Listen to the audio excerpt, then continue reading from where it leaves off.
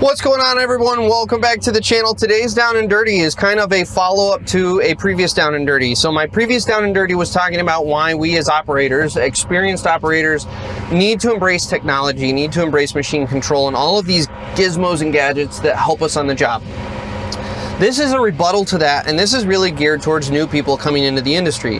There's a lot of people that kind of have this idea that now that technology's here, I can get into this industry. I don't have to spend the time working on my skill set. I don't need to worry about all of these techniques.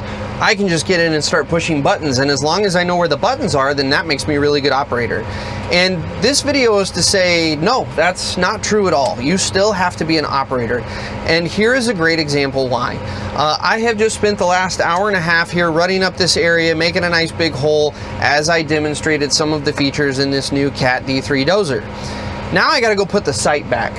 And unfortunately, I can't just set some arbitrary slope of, 2% downhill and do a push and make this area just beautiful. It's not going to work that way. I have a slope that's kind of diving off to the left here. I have a slope that's kind of diving off this way out here. And then I've got a big valley in the middle, and then it comes back up. Well, the only way I'd be able to do this with machine control is if we came out here, flew a drone, did a site survey, threw that in a computer, converted it over to a GPS file, set up our rover and base station, set up GPS on the dozer, and then now I'm to a point where I can push a button and that dozer will go push that grade wherever it needs to be. We're not going to do that for me to put the site back together.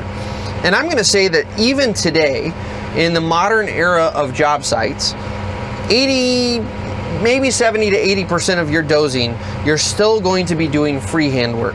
Now, you might be doing a ton of it with machine control, but you still have times where you go off site, off of your site plan, and you're gonna have to freehand. You have areas like this that aren't necessarily in your computer, or they got messed up, and you've got to put it back to the grade to where machine control can then be used.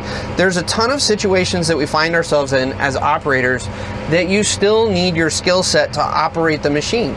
The machine's never just gonna come do all the calculations and figure out where this dirt's gonna need to go. And so that's why as newcomers, you need to understand that yes, embrace the technology, learn it, because it will make you, I would argue, once you learn the rest of your skill set, learning all of this and getting very comfortable with the technology component will ultimately make you a better operator than some of the legacy operators that are out there that refuse to embrace technology. But, here's the big but, the caveat, you still have to learn how to run the dozer.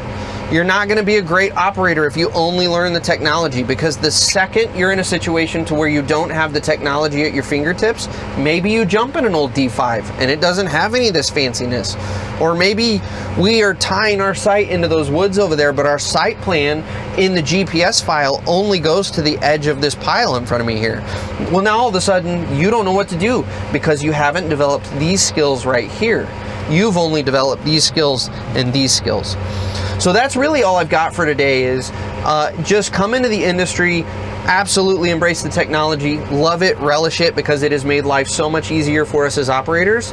But don't come into this industry thinking that once you get the button pushing down, you're going to be successful and you're going to be able to do whatever you want in your career. That's just simply not the case. So as always, I hope this helps you guys out. We'll catch you guys on the next Down and Dirty.